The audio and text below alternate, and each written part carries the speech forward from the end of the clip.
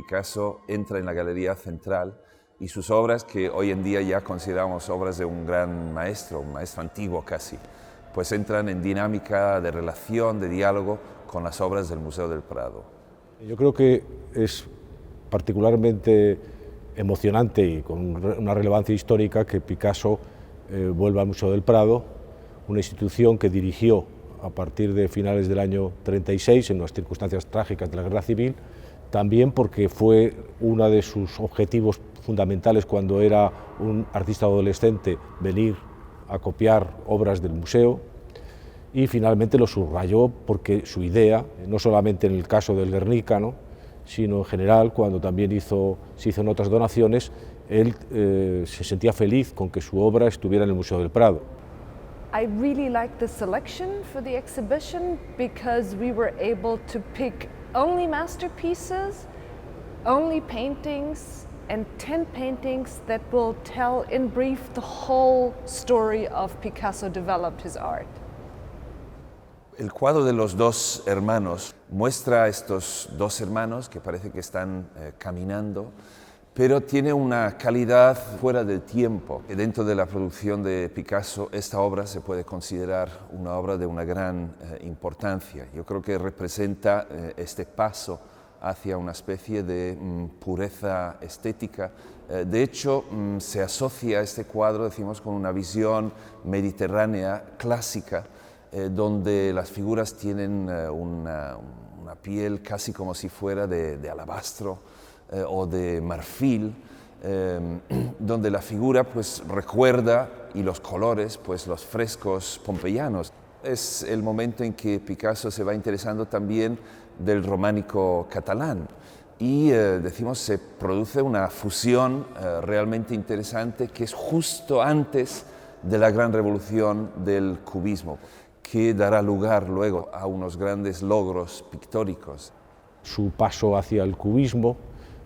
la creación del cubismo con tres obras magistrales, ¿no?, un bodegón maravilloso, ¿no?, que es casi preliminar a la creación del cubismo, dos obras, una del cubismo analítico y otra del sintético, que son de las más representativas, su retorno al clasicismo, ¿no?, después de la Primera Guerra Mundial. El retrato de Arlequín sentado fue firmado por Picasso en 1923 y representa al pintor catalán Jacinto Salvador disfrazado de Arlequín.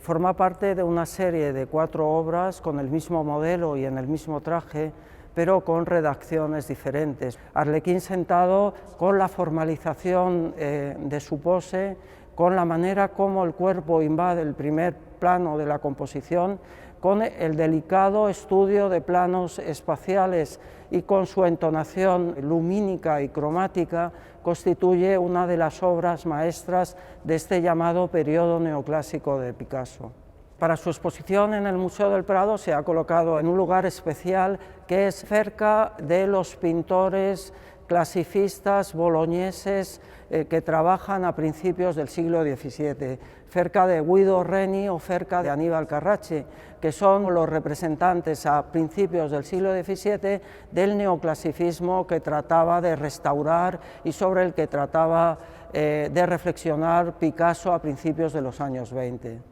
También una obra de los años 40, una obra muy importante porque coge todo el momento convulso del desarrollo de la Segunda Guerra Mundial, que lo pasa en París, con una de sus musas, que era la gran artista surrealista Dora Maar. Picasso se hubiera sentido muy emocionado de entrar en la Galería Central del Prado y encontrarse con sus obras, especialmente la que tenemos aquí, de 1942, se basa en las facciones de Dora Maar, la gran artista del surrealismo, sobre todo fotógrafa, que empezó su relación con Picasso en 1937. Tenía por un lado la belleza del Mediterráneo, la nariz recta y los ojos grandes que le gustaban a Picasso, y por otro lado una fuerza moderna, inteligente, de una mujer nueva. De ella Picasso hizo numerosas versiones, y en esta que tenemos aquí especialmente creo que le hace un gran homenaje. Está representada también a la manera de los retratos antiguos, incluso podemos recordar de alguna forma la Gioconda de Leonardo. En la parte superior vemos un extraño techo de vigas negras que domina la composición y que le sirve como de dosel. Y hay que pensar que ella comienza su relación con Picasso en el momento en que éste va a pintar el Guernica,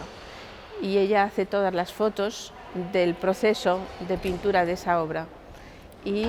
el espacio en que Picasso pintó el Guernica tiene exactamente ese techo. Es decir, cuando vemos las fotos del Guernica vemos también esa disposición del techo, y creo que allí está el homenaje que el artista le hace a ella, de la que sabemos que le ayudó también no solo a fotografiar el cuadro, sino a pintar algunas partes del mismo, y en mi opinión fue de un gran influjo también en la obra de Picasso. También hay unas obras del periodo final, cuando ya es una estrella mundial, que incluso se retira al Midi francés, poco para huir del acoso de los medios y de la gente que no le dejaban trabajar, y allí pues hay una obra maravillosa que es cuando empieza de forma explícita a dialogar con los maestros históricos del pasado. Entonces empieza precisamente con un comentario a una obra de Courbet, Las señoritas al borde del Sena, que lo hace en 1950, y que es muy importante que se le ocurre pintar esa obra e iniciar ese diálogo que después va a hacer con Manet y con otros maestros, con Rembrandt. Entre los maestros del siglo XIX que interesaron a Picasso, Courbet fue uno de los más importantes para él, por la sensualidad franca y directa de su pintura, que puede verse en el modelo de este cuadro, también por la materialidad y el carácter físico que tiene, y también por el vigor y la espontaneidad. En 1950, en Valory, Picasso, a partir de una reproducción, toma esta obra de Courbet, que había provocado un cierto escándalo en 1857, cuando se presentó al Salón, precisamente por esa sensualidad que muestra, y a partir de esa reproducción hace menos alto el cuadro, lo comprime y realmente lo somete a una simplificación de ritmos lineales muy vivos y a una descomposición de alvéolos que dan cuenta de la interpretación cubista de este modelo courbetiano, esencialmente pictórico, pero a través de un predominio del dibujo. Y luego también hay dos obras de los últimos años, del año 67, cuando está 5 años antes de morir, ¿no?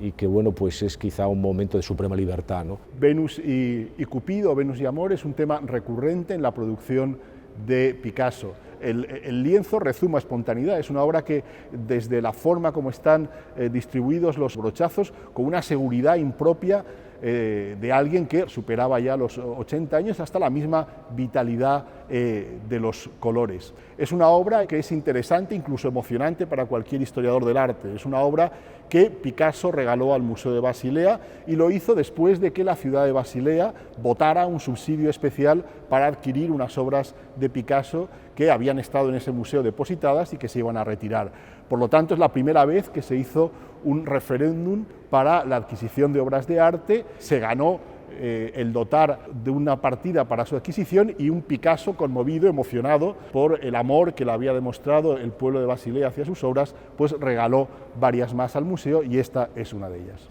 Su inserción dentro del Salón Central del Prado va a sugerirle a los visitantes una perspectiva de comparación, que van a ver cómo realmente todo arte de vanguardia siempre está en diálogo con el pasado, ¿no? Y en Picasso eso es una constante permanente, ¿no? I think the concept of the exhibition here is very intelligent, because it opens your mind to make your own connections between the old masters and the Picasso. There are many connections, but the curators here didn't force you to make one specific connection. And walking through the exhibition, it's just opens your mind and makes you think, and you have the more you go, the more layers you detect, and that's exactly how art works.